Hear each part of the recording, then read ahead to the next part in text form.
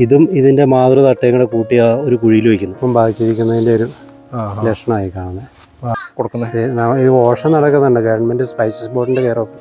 ഇത് 8 mm വരെയാണ്. അതിന് താഴെയുള്ളതിന് അറിയുന്നില്ല. അത് പ്രകൃതി നമുക്ക് തന്നിരിക്കുന്ന ഒരു വരദാനമാണ്. കാലാവസ്ഥ വ്യതിയാനം കൊണ്ട് അഴുകലൊക്കെ ബാധിക്കാറുണ്ട്. വിളവെടുക്കുന്നതിൻ്റെ തൊട്ട് തലേദിവസമൊന്നും യാതൊരു കാരണവശാലും. അതുകൂടാതെ തന്നെ മൈക്രോ ഫുഡ്സും കൂടെ ഇട്ട് കൊടുത്താൽ പറഞ്ഞ രീതിയിൽ ഒരു 20-24 ഡിഗ്രിക്കൊക്കെ ഇടയ്ക്കുള്ള ഒരു ടെമ്പറേച്ചർ കിട്ടുവാണെങ്കിൽ. അപ്പോൾ എയർബീം വഴി ബുക്ക് ചെയ്യാനേ? ഈ ശരിക്കും ബുക്ക് ചെയ്യുമ്പോൾ പേരിട്ടുണ്ടോ? അത് എരപ്പനാൽ ഫാം ഹൗസ് എന്നിട്ട്.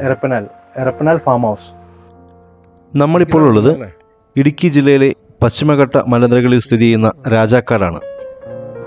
മൂന്നാറിൽ നിന്നും 26 കിലോമീറ്റർ മാറി സ്ഥിതി ചെയ്യുന്ന രാജാക്കാടും പരിസര പ്രദേശങ്ങളുമായി നിരവധി വിനോദസഞ്ചാര കേന്ദ്രങ്ങളുണ്ട്. കള്ളിമാലി വ്യൂ പോയിന്റ്, പൊന്മുടി അണക്കെട്ട്, കനകക്കുന്ന് വ്യൂ പോയിന്റ്, കുത്തുങ്കൽ വെള്ളച്ചാട്ടം എന്നിവയെല്ലാം ഇതിൽ പ്രധാനപ്പെട്ടതാണ്. ഈ പ്രദേശത്തെ ജനങ്ങളെല്ലാം പൂർണ്ണമായും കൃഷിയെ ആശ്രയിച്ച് ജീവിക്കുന്നവരാണ്. ഇഞ്ചി, കുരുമുളക്, ഏലം എന്നിവയാണ് ഇവിടുത്തെ പ്രധാന വിളകൾ. ഇതിൽ തന്നെ ഏറ്റവും പ്രധാനമായിട്ടും കൃഷി ചെയ്യുന്നത് ഏലമാണ്. നമ്മുടെ ഇന്നത്തെ വീഡിയോ ഏലത്തെക്കുറിച്ചാണ്. ഏലം എങ്ങനെയാണ് കൃഷി ചെയ്യേണ്ടത്, ഏലം കൃഷി ചെയ്യുമ്പോൾ ശ്രദ്ധിക്കേണ്ട കാര്യങ്ങൾ, ഏലത്തിൻ്റെ മാർക്കറ്റ് എന്നീ നിരവധി വിവരങ്ങളാണ് നമ്മൾ ഇന്നത്തെ വീഡിയോയിൽ ഉൾപ്പെടുത്തിയിരിക്കുന്നത്.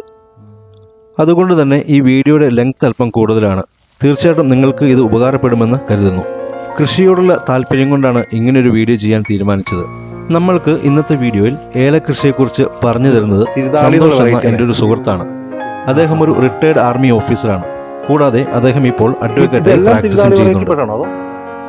ഇദ്ദേഹം മികച്ച ഒരു ഏല കർഷകനുമാണ്. ഏകദേശം 5 ഏക്കറോളം വരുന്ന ഇദ്ദേഹത്തിന്റെ ഫാം ഹൗസിലാണ് നമ്മളിപ്പോൾ ഉള്ളത്. അപ്പോൾ എല്ലാവർക്കും നമ്മുടെ ചാനലിലെ പുതിയൊരു വീഡിയോയ്ക്ക് സ്വാഗതം. നിങ്ങൾ ആദ്യമായിട്ടാണ് നമ്മുടെ ചാനൽ കാണുന്നതെങ്കിൽ ഒന്ന് സബ്സ്ക്രൈബ് ചെയ്യുക. കൂടാതെ മറ്റുള്ളവർക്കും ഒന്ന് ഷെയർ ചെയ്ത് കൊടുക്കുക. ഇവിടെ ഈ കരയ്ക്ക് നിൽക്കുന്നതുകൊണ്ട് അത്ര പുഷ്ടി ഇല്ലാതെ നിൽക്കുന്നത്. ഇച്ചിരി കൂടെ നനവുള്ള പ്രദേശത്താണെങ്കിൽ ഇത് ഇച്ചിരി കൂടെ. ശരിക്കും ഈ ഏലമല്ല ചേട്ടാ, എത്ര വർഷം എടുക്കും അതൊന്ന് ഇതായി വരാൻ, പ്ലാന്റ് ചെയ്തിട്ട് അത് ഈ പ്രൊഡക്ഷൻ വരെ, ഈ കൾട്ടിവേഷൻ വിത്ത് മുളയ്ക്കാൻ എത്ര ടൈം എടുക്കും? വിത്തല്ല, സോറി, ഇതിൻ്റെ ആ സീഡ്സ് വരാൻ വേണ്ടിയിട്ട് 1 വർഷം മുതൽ കാ കിട്ടും. ആണോ?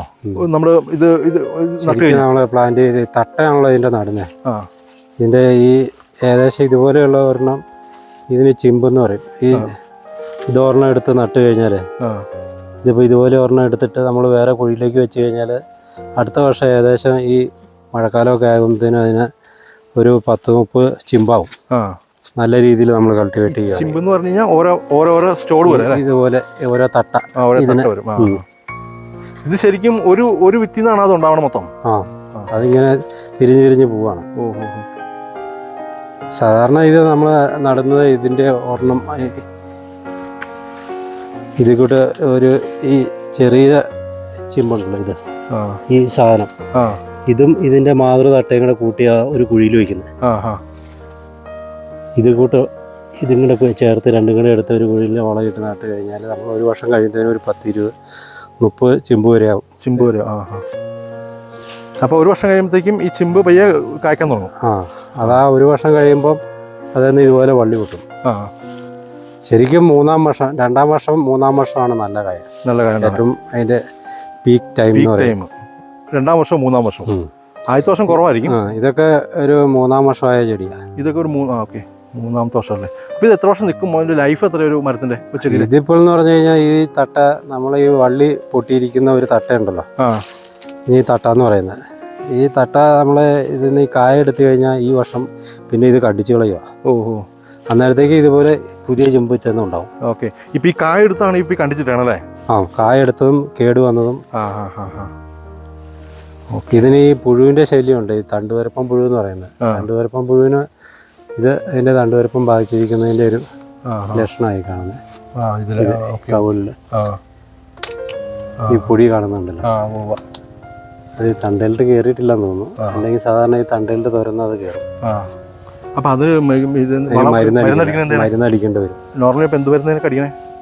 ഇതിന് എക്കാലക്സ് അതുപോലെയുള്ള.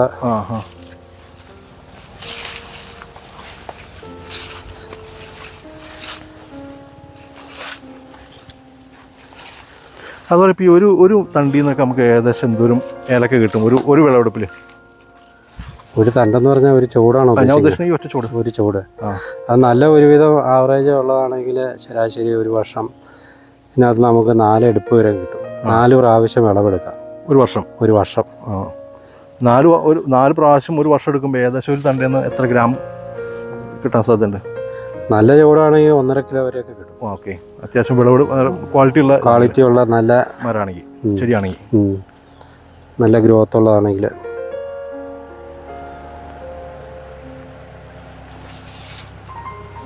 ഒന്നര കിലോ എന്ന് പറഞ്ഞാൽ 1.5 കിലോ ഉണക്ക് കിട്ടും.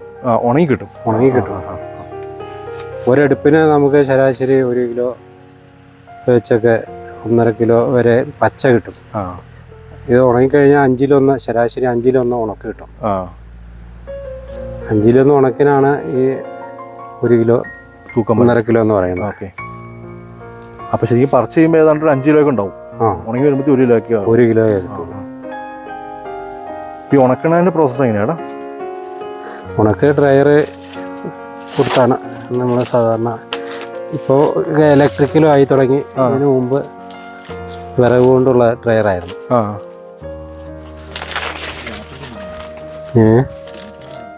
ഗ്യാസിൻ്റെ ഉണ്ട്. ഗ്യാസിൻ്റെ ഒന്നും മുതലാവില്ല. അതൊക്കെ ഈ അത്യാവശ്യം വിറക് കത്തിക്ക് തുടങ്ങുന്നോളം വരെയൊക്കെ ഗ്യാസ് ഉപയോഗിക്കാമെന്നുള്ളതേ ഉള്ളൂ. ഇപ്പം ഈ തടിയുടെ ഡ്രയറിനെതിരായിട്ട് കോടതിയിലെ കേസ് നടന്നുകൊണ്ടിരിക്കുക. നിങ്ങളുടെ വിറക് ഉപയോഗിക്കാൻ പരിസ്ഥിതി ദോഷം ചെയ്യുമെന്നൊക്കെ പറഞ്ഞ. അപ്പോൾ ഗ്യാസ് ഉപയോഗിക്കണം, ഇലക്ട്രിക്കൽ അതിലേക്ക് മാറണമെന്നും പറഞ്ഞ. വിറകി പോയിക്കുമ്പോൾ അപ്പോൾ പ്രകൃതിക്ക് പ്രശ്നമാണല്ലേ? പ്രകൃതിയിൽ അത്രയും ഇന്ധനം കത്തിച്ച് കളയല്ലോ. വിറക് അത്രയും തടി മരം വെട്ടേണ്ടവരില്ലേ. ഒരു പണിക്കാർ താഴെ പണിയുന്നുണ്ട്. ഇതിപ്പോൾ അവിടത്തേക്കാളും കുറച്ചും കൂടെ കായുണ്ട് ഈ ഭാഗത്തൊക്കെ. ഈ കായ എടുത്തു കഴിഞ്ഞിട്ട് രണ്ടാമതുണ്ടായിരിക്കുന്നതായത്. ഇതിൻ്റെയൊക്കെ ഏറ്റവും ആദ്യം എടുത്തത്.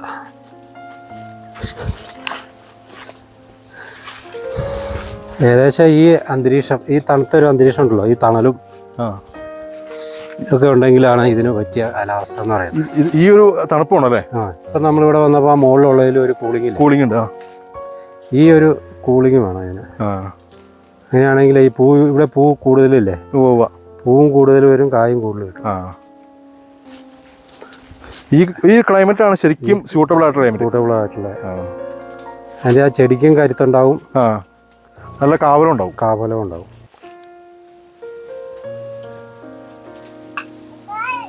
ഹായ്. ആ വള്ളിയൊക്കെ ഒരാൾ പൊക്കമാവും. ഈ തട്ടയുടെ പകുതി വരെയൊക്കെ വള്ളിയാവും ഈ ഇതിലെ.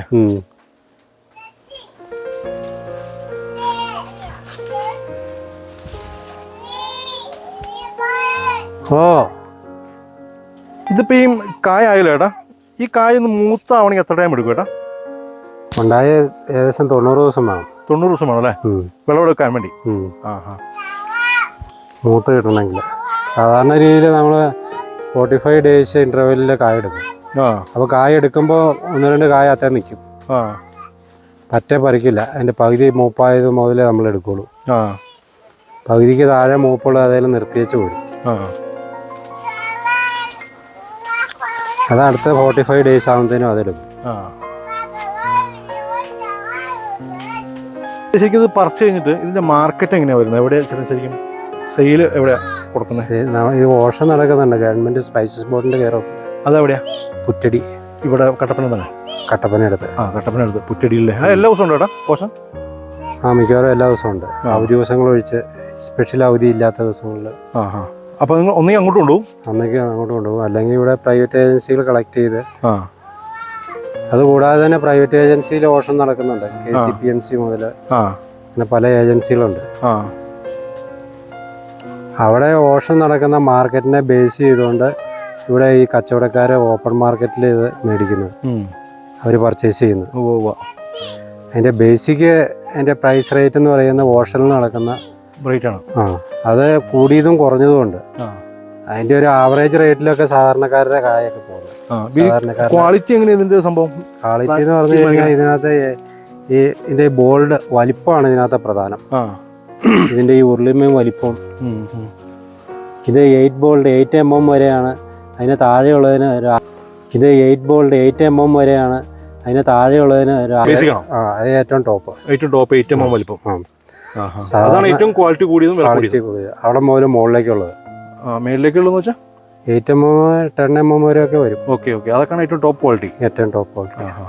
താഴെ ചെറുതായിട്ട് വന്നത് പിന്നെ അത് ആവറേജ് താഴെ എന്നുള്ള രീതിയിൽ കണക്ക് കൂട്ടും. അപ്പൊ അങ്ങനെ 2 ക്വാളിറ്റി ആണ് അതുള്ളൂ. 8 mm എബവും 8 mm. അതിന്റെ താഴോട്ട് വരുന്ന അതിന്റെ വലിപ്പം കുറയുന്ന അനുസരിച്ച് ഏറ്റവും ബിലോ ഏറ്റവും ബിലോ തന്നെ എത്ര സൈസ് വരും? ചെറുതാവും വളരെ ചെറിയ വളരെ മോശമായിട്ടുള്ള ചെറിയ കായ്കളൊക്കെ അങ്ങനെ വരും. ഇതിനകത്ത് ഈ ആദ്യത്തെ എടുപ്പ് 1-2 എടുപ്പിനൊക്കെ നല്ല ബോൾട്ട് കായ്കൾ കിട്ടും. അത് കഴിഞ്ഞ് അവസാനം വേനലാകാറാകുന്നതിനും പിന്നെ ഇതിന്റെ കായയുടെ വലിപ്പം കുറയും. ഓക്കെ. അപ്പൊ ശരിക്കും ഈ എക്സ്പോർട്ട് ക്വാളിറ്റി ഒക്കെ ഉപയോഗിക്കുന്ന 8 mm ഉപയോഗിക്കും അങ്ങോട്ട് പുറത്തേക്ക് കയറ്റി അയക്കാനൊക്കെ. അതിനൊക്കെയാണ് ഇപ്പോഴത്തെ റേറ്റ് അനുസരിച്ച് 2300 ഇന്നലത്തെ റേറ്റ്. 1 കിലോയ്ക്ക്.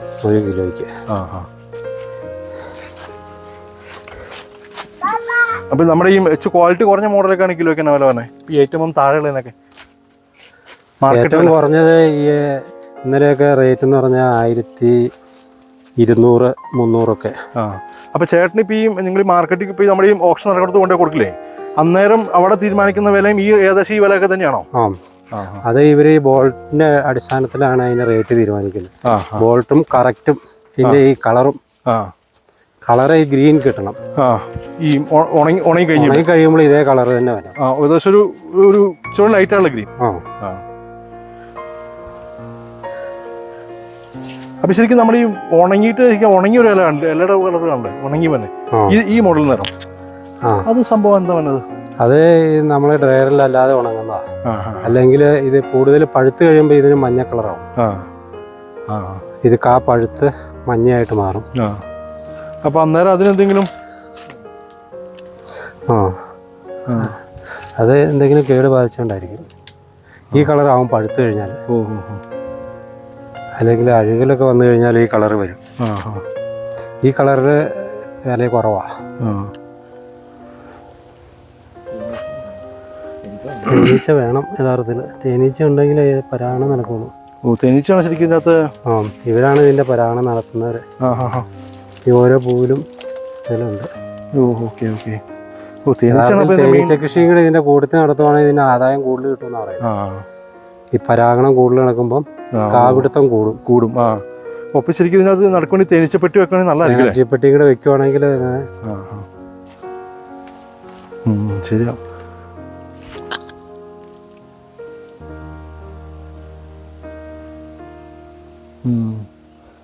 അത് ഒരു പൂവെന്ന് ഒരു പൂവിലിട്ട് പോയി ഇതിന്റെ പരാഗണം നടത്തിക്കൊണ്ടിരിക്കുക. ശരി.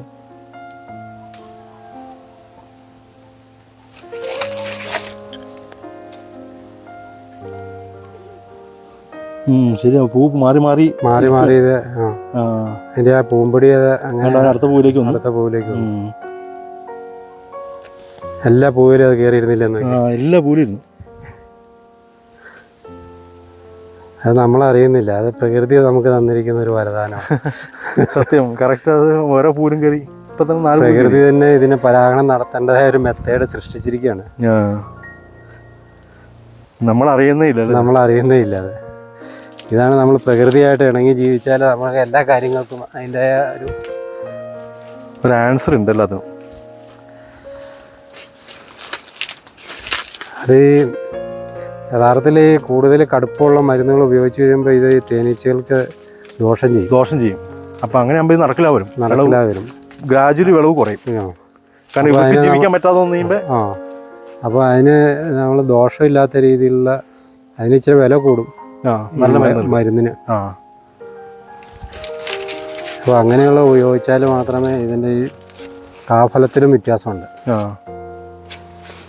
ശരിക്കും നല്ല മഴക്കാലം വന്നു കഴിയുമ്പോൾ എന്തെങ്കിലും പ്രകൃതിപരമായിട്ട് എന്തെങ്കിലും പ്രശ്നം വരാറുണ്ടോ? കാലാവസ്ഥ വ്യതിയാനം കൊണ്ട് അഴുകലൊക്കെ ബാധിക്കാറുണ്ട്. ചീയൂലേ തണ്ട് ചൂട് വെള്ളം കെട്ടി നിന്നിട്ടെ.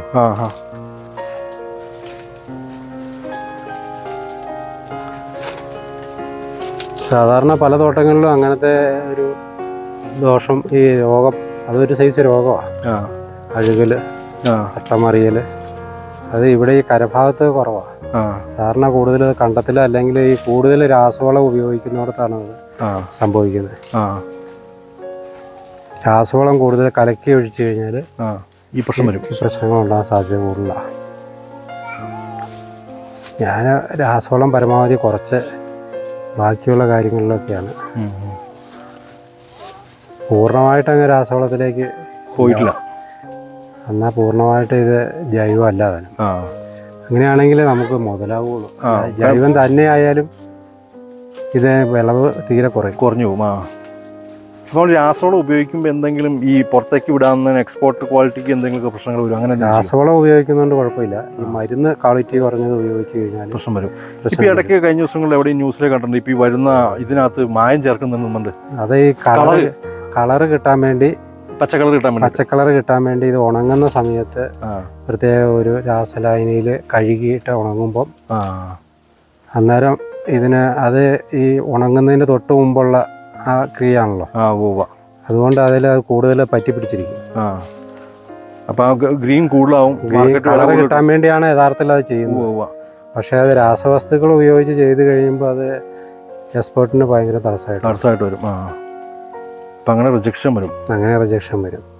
പിന്നെ നമ്മൾ മരുന്നടിക്കുന്നതും ഇത് കായ എടുക്കുന്നതിന് മിനിമം ഒരു 10 ദിവസം മുമ്പെങ്കിലും മരുന്നടിക്കണം.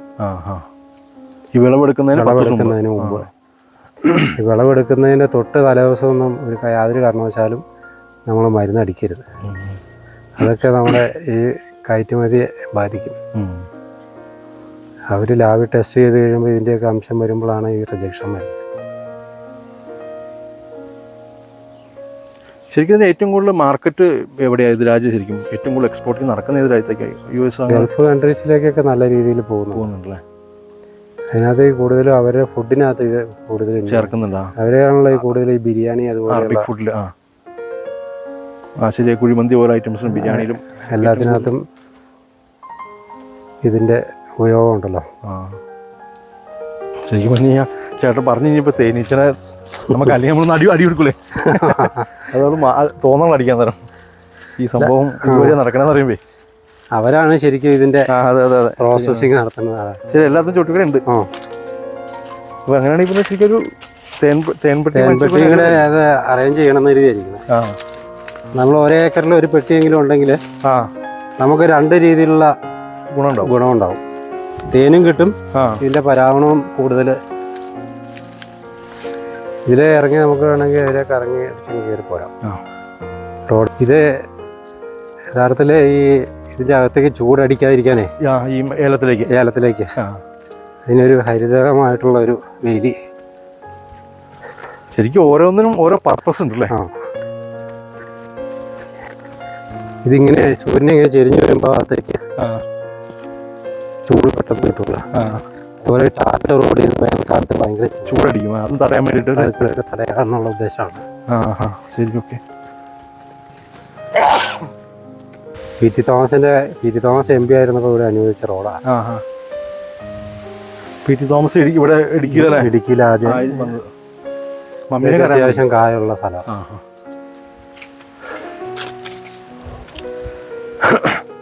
ഇവിടെ വിളവെടുക്കാറായി വരണല്ലേ? ഇവിടെ മൂപ്പായിരുന്നല്ലേ? ഇതുപോലെ കായ ഉണ്ടായിരുന്നു അവിടെ. കായ എടുത്തിട്ട് നിൽക്കുന്ന സമയം അത് തന്നെ അവർക്കൊരു വലിയ ലഹരി. പ്രത്യേകിച്ച് നാട്ടുപ്രദേശത്ത് നിന്ന് ഇത് ചൂടിന്റെ അന്തരീക്ഷത്തിൽ നിന്ന് വരുന്നവര് ഈ പുറത്തുള്ളവർക്കൊക്കെ ഭയങ്കര ഒരു അട്രാക്ഷൻ ഇതൊക്കെ. കാരണം ടൗണിൽ ജീവിക്കണവർക്ക് ഇന്നത്തെ സന്തോഷം. അവര് വന്ന സമയത്ത് മൊത്തം ഒരു കോടമഞ്ഞായിരുന്നു, വീട് ഉൾപ്പെടെ മഞ്ഞ് കുളിച്ചിങ്ങനെ നിൽക്കുമായിരുന്നു. ഇവിടെ ഡിസംബർ മറ്റേ മഴയൊക്കെ പെയ്തുമ്പോൾ ചെറുതായിട്ട് കോട വരും അല്ലേ? അത് ഇന്ന് രാവിലെയൊക്കെ ഉണ്ടായിരുന്നു, നല്ല രീതിയിലുണ്ടായിരുന്നു. ഇന്നൊക്കെ ഒരു പ്രത്യേക അന്തരീക്ഷമായിരുന്നു. ചേട്ടൻ്റെ ജീപ്പ് പോണ വഴിയാണ് ഉള്ളത്.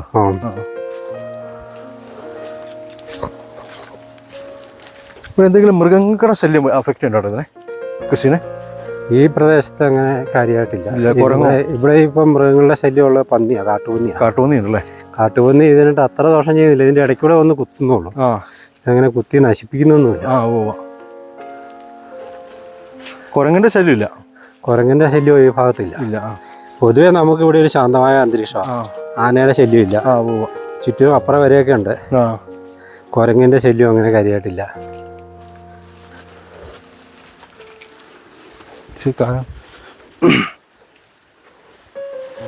ഇവിടെ പട്ടി അപ്പിയിട്ട് വെച്ചിട്ടുണ്ട്.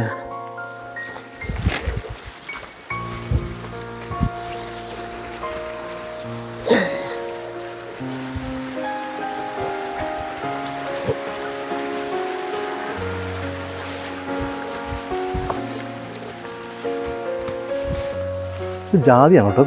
ജാതി ഇത് കാച്ചുണ്ടല്ലേ? കാഴ്ചതാ. ഈ വർഷത്തെ കായ ഏകദേശം കഴിയാറായ. ഇങ്ങനെ ഈ മേലത്തിന്റെ ചോട് എപ്പോഴും ഇങ്ങനെ ക്ലീൻ ചെയ്തിടണം അല്ലേ? അല്ലെങ്കിൽ മഴക്കാലത്ത് അഴുകൽ ബാധിക്കും. ഫുൾ ക്ലീൻ ആക്കിയിട്ടില്ലെങ്കിൽ അഴുകും. ഇതിന്റെ ഈ അഴുകലിന്റെ രീതി എന്ന് പറഞ്ഞാൽ അതുപോലെ തട്ട ഉണങ്ങി നിൽക്കുന്നുണ്ട്. അതുപോലെ അത് ഒരെണ്ണം ഉണങ്ങിക്കണം. അതുപോലെ അങ്ങനെ കയറി വരും. കയറി. ഓക്കെ. അപ്പൊ അത് ശരിക്കും ഡാമേജ് ആയി. അതിന്റെ ഈ വർഷത്തെ ആദായം കഴിഞ്ഞ വർഷത്തെ തട്ട എങ്ങനെ നിൽക്കുന്നത് അത് ക്ലീൻ ചെയ്യേണ്ടതാണ്. നമ്മൾ അവിടെ ക്ലീൻ ചെയ്ത പോലെ ഈ ഉണങ്ങിയതല്ല ഇനിയിപ്പം ക്ലീൻ ചെയ്ത് അത് കണ്ടിച്ച് കഴിയുമ്പോൾ അതിന്റെ അടിയിൽ നിന്ന് പുതിയ ചെമ്പ് വരും. അത് പിന്നെ അടുത്ത വർഷത്തേക്ക് കായ കിട്ടുന്നത്. ഈ ഈ തട്ടേന്ന് ഈ വർഷം ഇനി കായില്ല. ഇപ്പോൾ ഉള്ള വള്ളി ഇവിടെ ഉണ്ടാവുന്നേ ഉള്ളൂ. ഈ വർഷത്തെ കായെടുപ്പോട് കൂടി ഈ വള്ളിയും പോവും, ഈ തട്ടയും പോവും.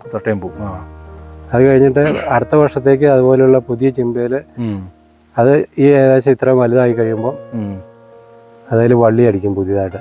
ജൂണോട് കൂടി മഴ പെയ്യുന്നതോടുകൂടി ഈ ചോട് ശരിക്കും കംപ്ലീറ്റ് നശിക്കുന്ന എത്ര വർഷം കഴിഞ്ഞിട്ടാ? അതെങ്ങനെ ശരിക്കും നശിക്കില്ല. രോഗമൊന്നും ഇല്ലെങ്കിൽ നശിക്കില്ല. ഇതിങ്ങനെ ഒരു ചാട്ട പോയി കഴിയുമ്പോൾ അതിൽ നിന്ന് 2 ചട്ട ഉണ്ടായിക്കൊണ്ടിരിക്കും. ഒരു പ്രോസസ്സായിട്ട് ഇങ്ങനെ നടന്നുകൊണ്ടിരിക്കും. അതിന് അത്യാവശ്യം വളവും മരുന്നും കൊടുത്തു കഴിഞ്ഞാൽ ഇതിങ്ങനെ കണ്ടിന്യൂ ചെയ്തുകൊണ്ടേയിരിക്കും. ഇത് കുറച്ച് കഴിയുമ്പോൾ അതുപോലെ ഈ തട്ട അകന്നു പോകും. കുറെ വർഷങ്ങൾ കഴിയുമ്പോൾ ചീഞ്ഞു പോയി കഴിയുമ്പോൾ പുറത്തേക്ക് ഇത് വളർന്നു പോകും. കണ്ടിന്യൂ ചെയ്തുകൊണ്ട് പോയാൽ ഇതിപ്പം തട്ട അകന്നു നിൽക്കുന്നുണ്ട്. ആദ്യം അത് ഒറ്റ ചിമ്പ് വെച്ചിട്ട് അത് ചെടി വലുതായിട്ട് പിന്നെ അത് നടുക്കുള്ളത് ഇങ്ങനെ ഉണങ്ങി പോയി കഴിയുമ്പോൾ തട്ട് വലുതായി ഗ്യാപ്പ് കൂടി അതിനി നമ്മൾ വർഷം കുറച്ച് കഴിയുമ്പോൾ ഈ വർഷം തന്നെ അത് അല്ലെങ്കിൽ അടുത്ത വർഷം ആരംഭത്തിൽ ആ പുറമേ ഉള്ളത് പറിച്ച് അകത്തേക്ക് വെക്കും. ചോളോടുകൂടി ആ പഴയ തട്ടയൊക്കെ കളഞ്ഞിട്ട് പുതിയ ചിമ്പുള്ളത് മാത്രം എടുത്ത് ഒന്നിച്ച് കൂട്ടി വെക്കും. അങ്ങനെ ചെയ്യാം. അപ്പോൾ വേറെ പ്രശ്നമൊന്നുമില്ല. അത് അന്നേരം തന്നെ എടുത്ത് വെച്ച് കഴിഞ്ഞാൽ അത് മേക്കപ്പ് ചെയ്ത് മഴയത്ത് വെക്കുവാണെങ്കിൽ അതിന് യാതൊരു തട്ടോ കുഴപ്പമുണ്ടാവില്ല. അതിൻ്റെ കൂടെ ഇച്ചിരി വളവും കൂടെ ഇട്ടങ്ങ് കൊത്തി മൂടിയാൽ മതി. ഇതൊക്കെ ഒരു 10 വർഷമായ ചെടികളാണ് ഇതല്ലേ? ഇങ്ങനെ ചൂടാകുന്നു പോകുന്നത്.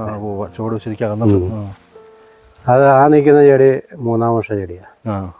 ഈ സെക്കൻഡ് അത് ഒന്നിച്ച് തിക്നെസ് ഉള്ള, പിന്നെ തണ്ടിന് വലിപ്പക്കുറവുണ്ട്, പുതുമയാണ്. വർഷങ്ങൾ കഴിയുമ്പോൾ ഇതുപോലെ ആവും. നടുക്കുള്ളത് പുറത്തേക്ക് ഇത് വ്യാപിക്കും. ജാതി കുറച്ചുണ്ടോണ്ടേ? 15 ചോട് അല്ലേ? എല്ലാം കൂടെ 10-100 ചോടുണ്ട്. പുറത്തേക്ക് അങ്ങോട്ടൊക്കെ ഉണ്ട്. കണ്ടമുള്ളിടത്ത് ജാതി കുറെ ഇടയ്ക്കൂടെ ആദ്യം വെച്ചതാ. ഏലം കൃഷിയും ജാതിയും കൂടെ നോക്കി കഴിയുമ്പോൾ ഏലമല്ല എന്ന് വെച്ച് കഴിഞ്ഞാൽ അതിന്റെ ആ ചുറ്റുവട്ടത്ത് നമുക്ക് ഒന്നും ചെയ്യാൻ പറ്റില്ല. വലിയ ജാതിയായി കഴിയുന്നതിന് അത് നല്ല വട്ടം വയ്ക്കും. നല്ല തണലും നല്ല തണലും. അതിന്റെ അടിയിൽ പിന്നെ ഒന്നും ചെയ്യാൻ പറ്റില്ല. അപ്പൊ അതനുസരിച്ച് നല്ല സൈസ് നല്ല ആദായം ഉള്ളതല്ലെങ്കിൽ അതിനേക്കാളും ലാഭം ഏലമാണ്. ഈ ജാതി ശരിക്കും നമ്മൾ പറക്കുകയാണല്ലേ? മൂത്ത് ചാടിയിട്ട് പറക്കും. അല്ലാതെ അത് കയറി പറിച്ച് അതിന്റെ ഫലം എടുത്തു കഴിഞ്ഞാലാണ് ശരിക്കും നല്ല കളറുള്ള പൂവ് കിട്ടുള്ളൂ. ഉള്ളിലെ ആ പൂവ് കിട്ടണമെന്നുണ്ടെങ്കിൽ അതിനെ അല്ലാത്തതായിട്ട് ഏകദേശം 10-700 രൂപയുടെ വ്യത്യാസമുണ്ട്. അതുപോലെ പറിച്ചെടുക്കുന്നു, നമ്മൾ പെറുക്കിയെടുക്കുന്നുണ്ടെങ്കിൽ അത് ഉണങ്ങിക്കഴിയുമ്പോൾ ആ പറിച്ചെടുത്ത് അതൊരു പൂ പോലെ തന്നെ ഇരിക്കും. അതിൻ്റെ അകത്തെ ഫ്ലവർ ജാതിപത്രി ശരാശരി 700 രൂപ വരെ വ്യത്യാസമുണ്ട്. അതേ സാധനം നമ്മൾ ചോട്ടി ചാടിയിട്ട് അത് ഇച്ചിരി അഴുകിലൊക്കെ ബാധിച്ചിട്ട് നമ്മൾ ഉണങ്ങിയെടുത്ത് കഴിയുമ്പോൾ അതിൻ്റെ ആ ഷേപ്പും പോയി, കളറും പോയി, പകുതി ആദായം കിട്ടുള്ളൂ. ഇത് നമ്മൾ എല്ലാ വർഷവും ഇതുപോലെ മണ്ണ് കൂട്ടി കൊടുത്തുകൊണ്ടിരിക്കണം. എന്നാലേ ഇതിനെ ശരിയായ രീതിയിൽ ചിമ്പും മണ്ണ് കായും ഈ ചോട്ടിലേക്ക് മണ്ണ് വലിയിടും. ആ സാധാരണ ചെയ്യുന്നത് എങ്ങനെയാണെന്ന് വെച്ച് കഴിഞ്ഞാൽ ഇതിൻ്റെ നടുക്കൊരു കുഴി എടുത്തിട്ട് അതിനകത്ത് നിന്ന് മണ്ണെടുത്ത് ഈ ചുറ്റിനും മണ്ണ് വിതറി കൊടുക്കും. ഇതിൻ്റെ അകത്തൂടെയും ചുറ്റിനും. ഈ വേര് പൊങ്ങി നിൽക്കുന്നില്ലേ, ഇത് മൂടി കൊടുക്കും. ആ വേര് ശരിക്കും ഇതിനകത്ത് ഇപ്പോൾ ഈ വളം ചെയ്യുന്ന ഏട്ടൻ പറഞ്ഞില്ലേ, ഈ വളം എങ്ങനെ ചെയ്യണം? മണ്ണിലാണ് ചെയ്യണത്, തണ്ടിലാണ്, എങ്ങനെ വളം ചെയ്യണത്? രണ്ട് രീതിയിലും ചെയ്യും അപ്ലൈ ചെയ്യുന്നത്. നമ്മൾ ഈ NPK മിശ്രിതങ്ങളൊക്കെ നമ്മൾ ഇത് ഡ്രിഡ്ജിങ് ഒഴിച്ചു കൊടുക്കുന്നുണ്ട്. അല്ലാതെ മഴയുള്ളപ്പോൾ ആണെങ്കിൽ ചുമ്മാ തൂളി കൊടുത്താൽ മതി. അതുകൂടാതെ തന്നെ മൈക്രോ ഫുഡ്സും കൂടെ ഇട്ട് കൊടുത്താലേ പ്രയോജനമുള്ളൂ. യഥാർത്ഥത്തിൽ ഈ പൂ ഉണ്ടാകാനുള്ള പ്രധാന കാരണം മൈക്രോ ഫുഡ്സ് ശരിക്കും എന്നാലേ കിട്ടും. മൈക്രോ ഫുഡ്സ് ശരിക്കും ഈ സൂക്ഷ്മ മൂലകങ്ങളുണ്ടല്ലോ, ബോറോൺ, സിങ്ക്, മെഗ്നീഷ്യം, അതുപോലെയുള്ള നിസ്സാര രീതിയിൽ. അതിപ്പോൾ ഈ വളം വാങ്ങിക്കുമ്പോൾ ഒപ്പം അത് വേറെ പാക്കായിട്ട് കിട്ടും. അത് നമ്മൾ അതെങ്ങനെ വെള്ളത്തിൽ മിക്സ് ചെയ്യും? അത് വെള്ളത്തിൽ മിക്സ് ചെയ്തിട്ട് നമ്മൾ സ്പ്രേ അടിച്ചു കൊടുക്കുന്നുണ്ട്. മഴക്കാലത്താണെങ്കിൽ ചുവട്ടിൽ ചുമ്മാ ഇട്ട് കൊടുത്താൽ ഇത്രയും പൂ ഉണ്ടാകാനുള്ള പ്രധാന കാരണം അതാണ്. മൈക്രോ ഫുഡ്സിലുണ്ടാകും ഫ്ലവറിങ്, അല്ലെങ്കിൽ എല്ലാ ചെടിയും മരച്ച് നിൽക്കും. അതായത് ഫ്ലവറിങ് വരില്ല, അല്ലെങ്കിൽ ഫ്ലവറിങ് ഉണ്ടാവില്ല. ചെടി അവിടെ അത് അങ്ങോട്ട് സ്റ്റക്കായി പോകും, ചെടി മരച്ച് നിൽക്കും. അതിൻ്റെ അത് നമുക്ക് പറിക്കാനൊന്നും ഉണ്ടാവില്ല, എന്നാലേ കാ സെറ്റ് ആവുള്ളൂ. എനിക്കിപ്പോൾ ഇത് 5 ഏക്കറാണ്. 5 ഏക്കർ. എനിക്ക് ഒരു കഴിഞ്ഞ വർഷവും ഈ വർഷവും ഒരു ആവറേജ് yield കിട്ടി. കഴിഞ്ഞ വർഷം അധികം പേർക്കും ഈ അഴുകലിൻ്റെ രോഗബാധ ഉണ്ടായി. എനിക്കെന്നാൽ വലിയ പ്രശ്നം ഉണ്ടായില്ല. അത് ഞാൻ ഈ കൂടുതലും രാസവളം അങ്ങനെ ഉപയോഗിക്കാറില്ല, അത്യാവശ്യം ഉപയോഗിക്കുന്നുള്ളതേ ഉള്ളൂ. പിന്നെ ഈ മറ്റേ വെച്ചൂർ പശുവിൻ്റെ ചാണകം അത് സ്ലറിയാക്കി അതിൻ്റെ കൂടെ ഈ മറ്റേ വേരുപുഴുവിനൊക്കെ ഉള്ള ട്രൈക്കോഡ്രാം ഇവിടെ ചേർത്ത് വിടും. ഈ വെച്ചൂർ പശുവിൻ്റെ ഇത് അവൈലബിലിറ്റി ഭയങ്കര കുറവല്ല കേട്ടോ. ചാണകം അങ്ങനെ അത് മതി, വളരെ ലൈറ്റായിട്ട് പോയാൽ മതി. അതുണ്ടെങ്കിൽ വേരിനൊക്കെ നല്ല ഒരു ഭൂമിയുടെ അതിൻ്റെ നാച്ചുറാലിറ്റി നിലനിർത്തും. വെച്ചൂർ പശുവിൻ്റെ പാലും വളരെ പക്ഷെ അത് കിട്ടാൻ വളരെ കുറവാണ് ക്വാണ്ടിറ്റിയിലെ പാലിൻ്റെ. പാല് എനിക്കുള്ള ഒരു പശുവിന് 2 ലിറ്റർ വരെ കിട്ടുന്നുണ്ട്. ഇവിടെ ഉണ്ട് പശു ഉണ്ടായിരുന്നോ?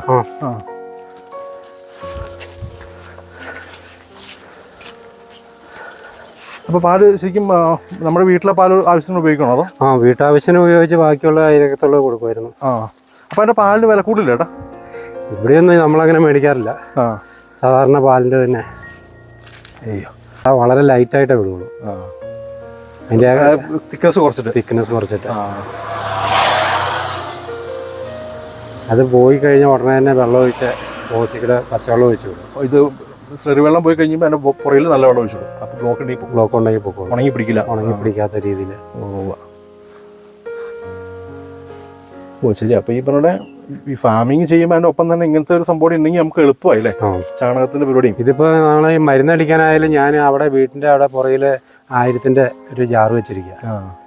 അതിനകത്ത് മരുന്ന് കൂട്ടിയിട്ട് ഇങ്ങനെ ഈ ചെറിയ ഓസില്ലേ ഇതിൽ കൂടെ ഇങ്ങനെ ഡിസ്ട്രിബ്യൂട്ട് ചെയ്ത് വിട്ടിട്ട് അവിടെ ഒരു ചെറിയ പമ്പ് വെച്ചിട്ടാണ് അടിക്കുന്നത്. ഇവിടെ നിന്ന് പമ്പ് വെച്ചിരിക്കുന്നു, അവിടെ അതിൻ്റെ ഈ സ്പ്രെയർ ആ ഓസിൻ്റെ അറ്റത്ത് അവിടെ സെറ്റ് ചെയ്യും. മരുന്ന് കൂട്ടുന്നതൊക്കെ ഇവിടെ ഇരുന്ന് തന്നെ എന്നിട്ട് അവിടെ നിന്ന് ഇതുവഴി സപ്ലൈ ചെയ്യും. അപ്പോൾ താഴേക്കുള്ള പാടത്തേക്ക് പോണ എല്ലായിടത്തേക്കും അങ്ങനെയാണ്. വളത്തിന് ഞാൻ ഈ മണ്ണിടുന്ന സമയത്ത് ഈ 1026 എന്ന് പറയുന്ന കോംപ്ലക്സ് അതിട്ട് കൊടുത്തിട്ട് കുറേശ്ശെ മണ്ണിടും. അതാകുമ്പോൾ അതിനകത്ത് ഈ സഡനായിട്ടങ്ങ് വലിക്കാതെ പതുക്കെ വലിച്ച് ഇതിനൊരു ലോങ് ടൈം ഇഫക്റ്റ് കിട്ടും. അല്ലാതെ പിന്നെ സ്ലറിയുടെ കൂട്ടത്തിൽ ഈ 19 ഒക്കെ ചേർത്ത് വിടുന്നുണ്ട്. അതുകൂടാതെ പിന്നെ സ്ലറിയുടെ കൂട്ടത്തിൽ ഈ ട്രൈക്കോയിൻ മിക്സ് ചെയ്ത് വിടും. ട്രൈക്കോഡർമ എന്ന് പറഞ്ഞാൽ ഈ ബയോ ബയോ ഫെർട്ടിലൈസർ. ജീവാമൃതം. ജീവാമൃതം. ജീവാമൃതത്തിൻ്റെ കൂട്ടത്തിൽ ഇതും കൂടെ കൂടും. അതുകൊണ്ട് ഈ കേട് കുറഞ്ഞിരിക്കുന്നത്. സാധാരണ എല്ലാവർക്കും ഈ മഴ കൂടി നിൽക്കുമ്പം അഴുകലുണ്ടാവും, വേനൽ വന്നു കഴിഞ്ഞാൽ ഉണക്കേക്കും. അപ്പം നമ്മൾ ഇതിങ്ങനെ ഇടയ്ക്കിടയ്ക്ക് വിടുന്നതുകൊണ്ട് അങ്ങനെ വലിയ ഇതിൻ്റെ എഫക്റ്റ് വരുന്നില്ല. ഈ ഓവറായിട്ട് നമ്മൾ ഈ രാസവളം ഉപയോഗിക്കുമ്പോഴാണ് കൂടുതൽ രോഗങ്ങളുടെ ശല്യം ഉണ്ടാകുന്നത്. അതുപോലെ തന്നെ ഈ മരുന്നടിക്കുമ്പോഴായാലും കുറഞ്ഞ ക്വാളിറ്റിയുള്ള സാധനം ഉപയോഗിച്ച് കഴിഞ്ഞാൽ അതുകൊണ്ട് നമുക്ക് തക്കതായ പ്രയോജനം കിട്ടില്ല.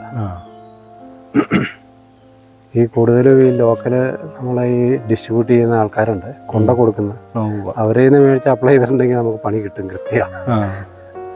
അവർ ഈ തമിഴ്നാട്ടിൽ നിന്നൊക്കെ ഡ്യൂപ്ലിക്കേറ്റ് വരും. അതിൻ്റെ ഓതറൈസ്ഡ് ആയിട്ടുള്ള സെന്ററിൽ പണം വാങ്ങിക്കണം നമ്മളല്ലേ? തീർച്ചയായിട്ടും. ഈ ഫാമിങ് ഇതിന് തന്നെ നമ്മളിപ്പോൾ ഇവിടെയൊക്കെ ഇടുക്കി ജില്ലയിലെ ഏറ്റവും ഓതറൈസ്ഡ് ആയിട്ട് വിശ്വസിക്കാവുന്ന KCPMC എന്നും പറഞ്ഞൊരു KCPMC ഒരു കമ്പനിയുണ്ട്, അഗ്രോ കെമിക്കൽ. അവരെയൊക്കെ നമുക്ക് വിശ്വസിച്ച് മേടിക്കാം.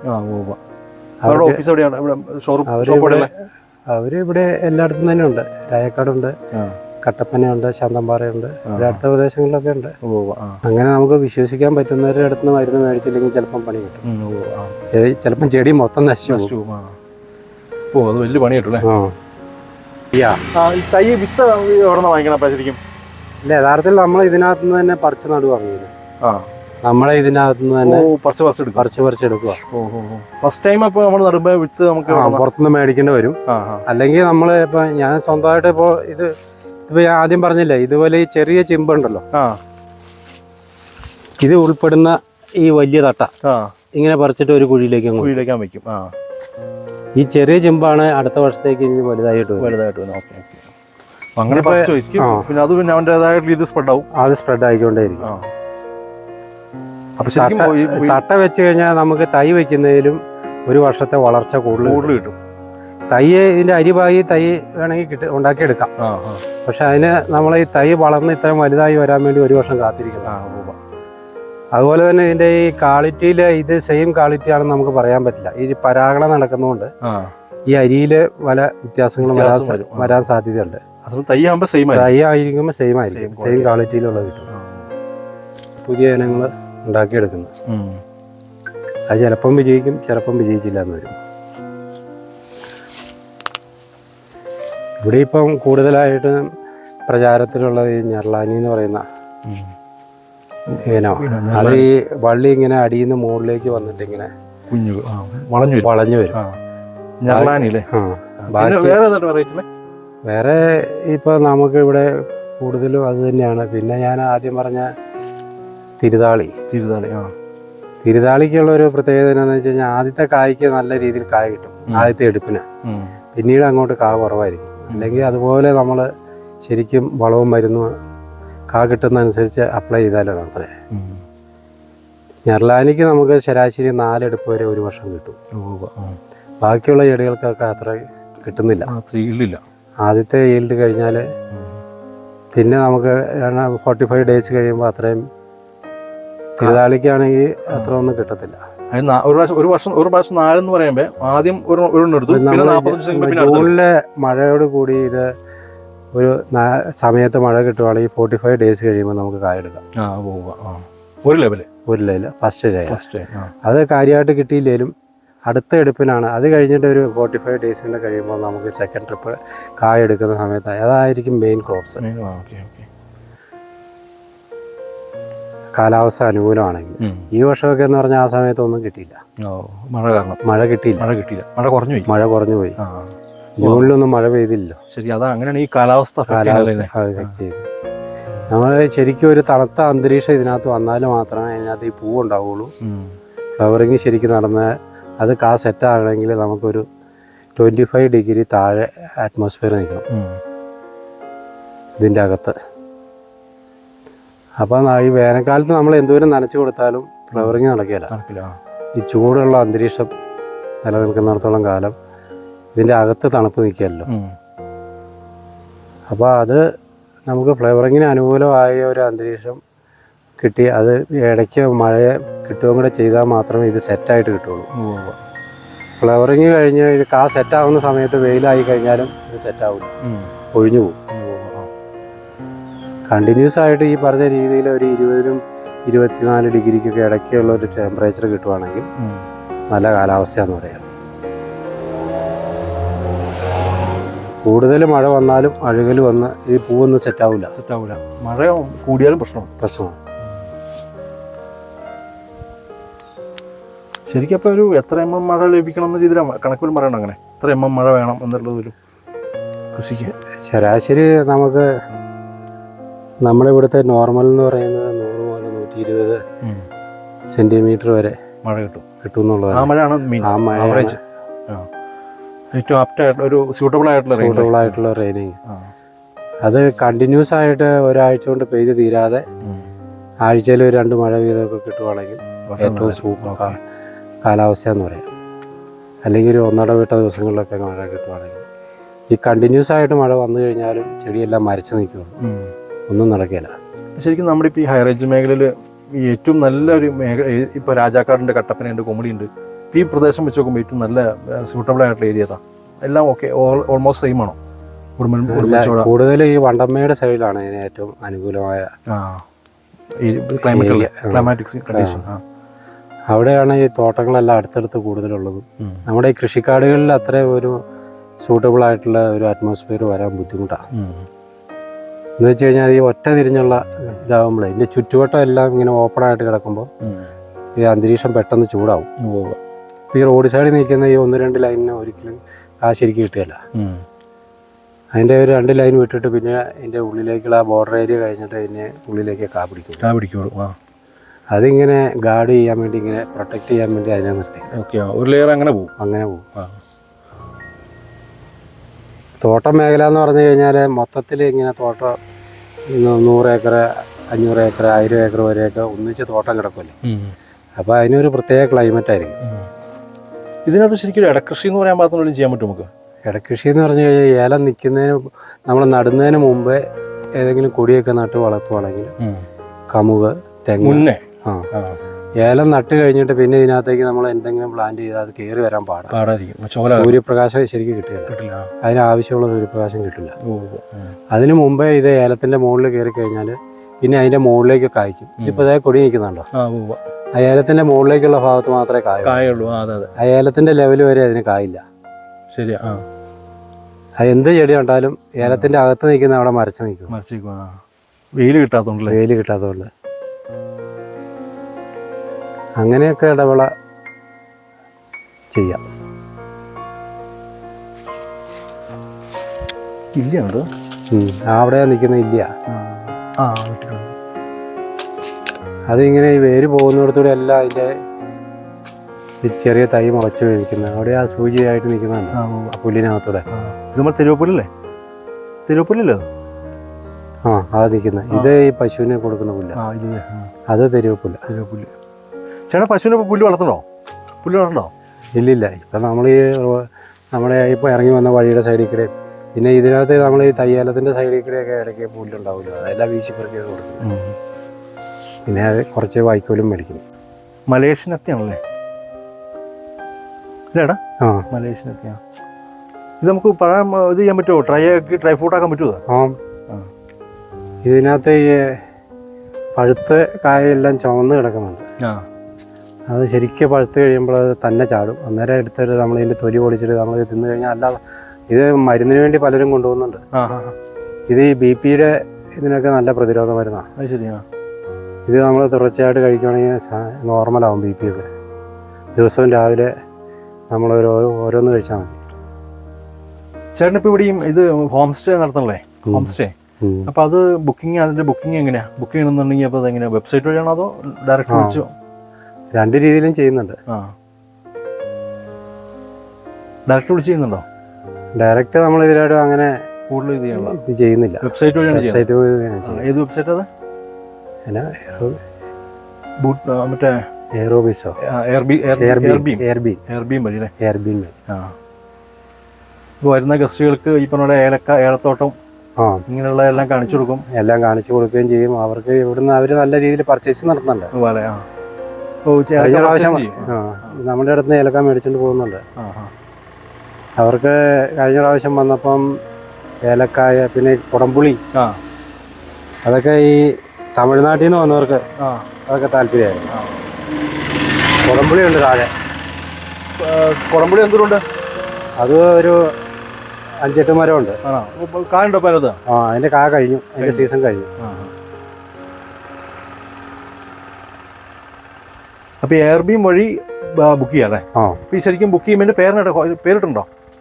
അത് എരപ്പനാൽ ഫാം ഹൗസ് എന്നിട്ട്. എരപ്പനാൽ ഫാം ഹൗസ്. ഇപ്പൊ ബുക്ക് ചെയ്യണവർക്ക് അല്ലേ എയർബീം വഴി കയറി എരപ്പനാൽ ഫാം ഹൗസ് ഒന്ന് അടിച്ചു കൊടുത്താൽ കിട്ടും. ബുക്ക് ചെയ്ത് കഴിഞ്ഞാൽ ഒന്ന് കഴിഞ്ഞാൽ ഏലത്തോട്ടം കൃഷികൾ പർച്ചേസ്, ചെറിയ ഏലക്കായൊക്കെ പർച്ചേസ് ചെയ്യാം. പിന്നെ അടുത്ത ഭാഗത്തേക്ക് എല്ലാം പോകാനുള്ള ഒരു സെൻട്രൽ പോയിന്റാണ്. ഇപ്പൊ മൂന്നാറിനും തേക്കടിക്കും പോകുന്നതിനുള്ള ഒരു സെൻട്രൽ പോയിന്റ് ആയിരുന്നു. അതുപോലെ തന്നെ വാഗമണ്ണ് പോകാൻ ഒക്കെ ആയാലും മൂന്നാറിൽ നിന്ന് വരുന്നവർക്ക് ഇവിടെ തങ്ങിയിട്ട് അങ്ങോട്ട് പോകാൻ അതിൻ്റെ ഇടയ്ക്കുള്ള ഒരു വാഹന സൗകര്യം നമ്മൾ വേണമെങ്കിൽ ഇവിടുന്ന് അറേഞ്ച് ചെയ്ത് കൊടുക്കും. അതല്ലെങ്കിൽ അവർ സാധാരണ സ്വന്തം വാഹനം കൊണ്ടാണ് വരുന്നത്. അതുകൂടാതെ നമ്മളിവിടെ ഇടുക്കി ജില്ലയിലെ പ്രധാനപ്പെട്ട വ്യൂ പോയിന്റിലേക്കൊക്കെ ആൾക്കാർക്ക് പോകാനുള്ള സൗകര്യങ്ങൾ ചെയ്തു കൊടുക്കുന്നു. ഇവിടുന്ന് വണ്ടി ജീപ്പ് അറേഞ്ച് ചെയ്ത് കൊടുക്കും. ജീപ്പ് അറേഞ്ച് ചെയ്യാൻ ജീപ്പും ഉണ്ട്, കാറും ഉണ്ട്. ശരിക്കും 4 പേർക്ക് സ്റ്റേ ആവുന്നുള്ളേ? 4 പേർക്ക് സ്റ്റേ. 2 റൂം അഡീഷണൽ വേണമെങ്കിൽ നമുക്ക് അറേഞ്ച് ചെയ്യാനുള്ള ഉള്ള സൗകര്യത്തിൽ അഡീഷണൽ ബെഡുകൾ വേണമെങ്കിൽ കൊടുക്കാം. ഓക്കെ.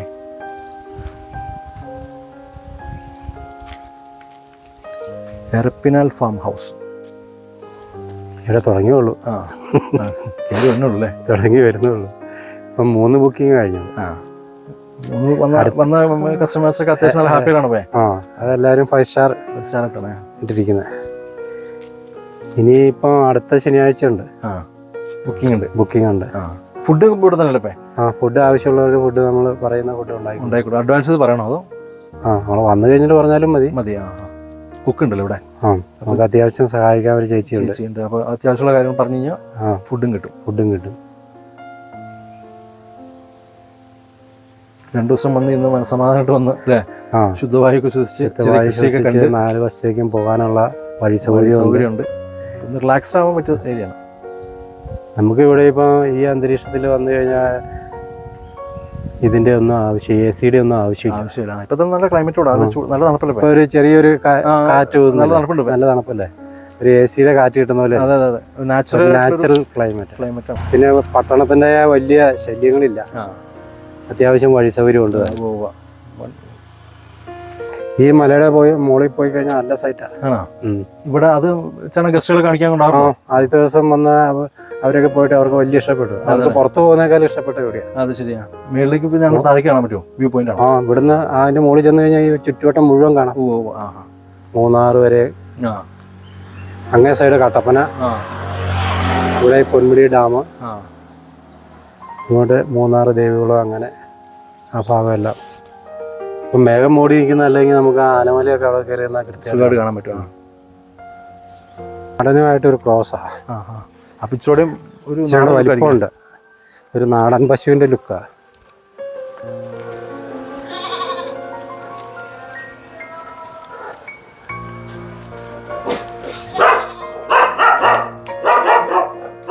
ഇതാണേ പോറുള്ളോ?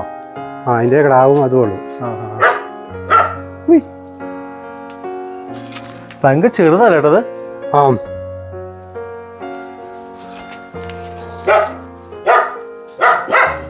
പച്ചൂർ പശു.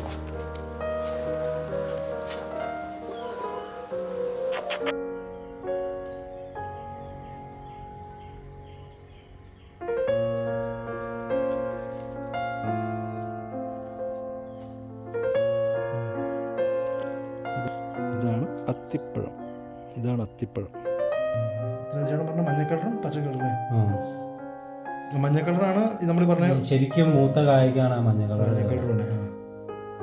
പച്ച കളറാണ്. പച്ച കളർ എന്ന് പറഞ്ഞു കഴിഞ്ഞാൽ അതിനേക്കാൾ ഇച്ചിരി മൂപ്പ് കുറഞ്ഞതാണ്. യഥാർത്ഥത്തിൽ ആ പച്ച കളറുള്ള കായ്ക്കാണ് വില കൂടുതൽ, ഡിമാൻഡ് കൂടുതൽ. അതിനകത്ത് അരി മൂത്തതാണ്, മറ്റേതിൻ്റെ തൊണ്ട് പഴുത്തു. മഞ്ഞ കളറുള്ളതിൻ്റെ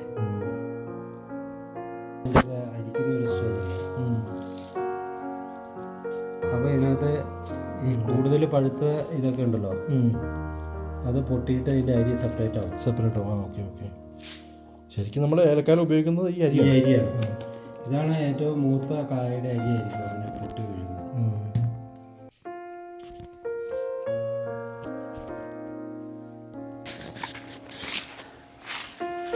ഇത് ഗ്രാമ്പിനകത്ത് ഉണ്ടായിട്ടില്ല അല്ലേ? ഇപ്പം നിലവിലില്ല. ഈ സീസൺ ഈ സമയം ഇപ്പോൾ അത് പറിച്ചിട്ട് നിൽക്കുന്ന സമയം.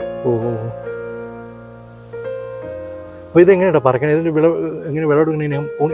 ഏണി വെച്ച് ചാരിയിട്ട് ഇതിൻ്റെ ഞെടുപ്പോട് കൂടി ഒടിച്ചെടുക്കുക. ഇതിൻ്റെ ഒരു ഇതെങ്ങനെയാണ് കാവലം? എത്ര ടൈം എങ്ങനെയാണ് വിളവെടുപ്പ് ഒക്കെ ഇപ്പോൾ നടക്കണേ? അത് മാർച്ച് ഏപ്രിലാണ്. മാർച്ച് ഏപ്രിലാണ്. ഒറ്റ പ്രാവശ്യമുള്ള ഒരു വർഷത്തിൽ? ഒരു പ്രാവശ്യമുള്ളൂ. ഒരു പ്രാവശ്യമുള്ള. ഈ മരം എങ്ങനെ, മരം എത്ര പ്രായമായിട്ടോ അത് കാച്ചു വേണേ? ഇതിപ്പോൾ ഒരു 10 വർഷത്തിന് മുകളിൽ പ്രായമുള്ളതാണ്. ഒരു 5 വർഷം മുതൽ കഴിക്കാൻ തുടങ്ങും. ഇത് സാധാരണ നമ്മൾ ജാതിയോരം പോലെ തെങ്ങിൻ്റെ ഇടയ്ക്കൂടെ ഇടവിളയായിട്ട് നടന്നു. ശരിക്കും ചേട്ടൻ പറഞ്ഞാൽ ഈ ഏലം വെക്കുന്നതിന് മുമ്പ് വെച്ചുവിടുമായിരുന്നെങ്കിൽ അല്ലേ മുങ്ങിപ്പോയനെ. ഇത് ശരിക്കും ഒരുപാട് വലിയ മരമാവോ ഈ ഇത് കുറച്ചിങ്ങനെ പടർന്നു വരും. ഏകദേശം ഇത്രയും പൊക്കമൊക്കെ വരും.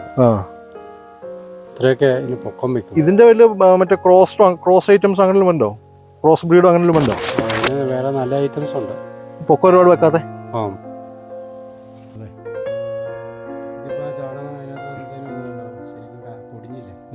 അതെങ്ങനെ പൊടിയുന്ന?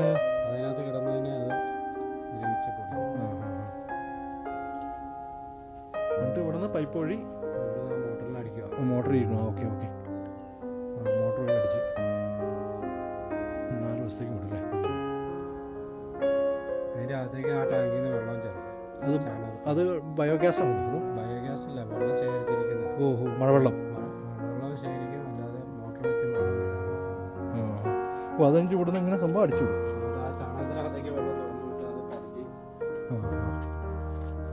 ഇതിനകത്ത് ശരിക്കും മണ്ണരയുണ്ട്. ഇതിൻ്റെ കൂടെ ഞാൻ ട്രൈക്കോയും കൂടെ ചേർത്താണ്. ഏതാ? ട്രൈക്കോട്ട്. ജൈവവളം, ജീവാണു കൂടിയാ. ഇതിപ്പം പശുവിൻ്റെ മൂത്രവും ചാണകം എല്ലാം കൂടെ ഇതിനകത്തേക്ക് വരും. ഇതിൻ്റെ കൂടെ വെള്ളം കൂടെ ചേർത്ത് വളം കൂടെ ചേർത്ത് ആ ടാങ്കിലേക്ക് അവിടെ നിന്ന് അടിക്കും. ണെങ്കിൽ ഇതാണ് വാനില എന്ന് പറയുന്നത്. പഴയ വാനില കൃഷി. എനിക്ക് ഒരിടയ്ക്ക് നന്നായിട്ടുണ്ടായിരുന്നു. അത് കഴിഞ്ഞ് ആ വില ഇടിഞ്ഞപ്പോൾ എല്ലാം കളഞ്ഞു. അത് കഴിഞ്ഞ് എന്തായിരുന്നു ഇടയ്ക്ക് വാനില എന്ന് പറഞ്ഞ് സകലതാണ് വെട്ടിപ്പറിച്ച് വാനില വെച്ചു. ഇപ്പോൾ ഒരുവിധം വിലയുണ്ടെന്ന്. നിങ്ങൾക്കെല്ലാം ഈ വീഡിയോ ഇഷ്ടമായെന്ന് കരുതുന്നു. നിങ്ങൾ ആദ്യമായിട്ടാണ് നമ്മുടെ ചാനൽ കാണുന്നതെങ്കിൽ ഒന്ന് സബ്സ്ക്രൈബ് ചെയ്യുക. കൂടാതെ മറ്റുള്ളവർക്കും ഒന്ന് ഷെയർ ചെയ്ത് കൊടുക്കുക. നമ്മൾക്ക് മറ്റൊരു പുതിയ വീഡിയോയുമായി വീണ്ടും കാണാം. അതുവരെ എല്ലാവരും ടേക്ക് കെയർ. ബൈ.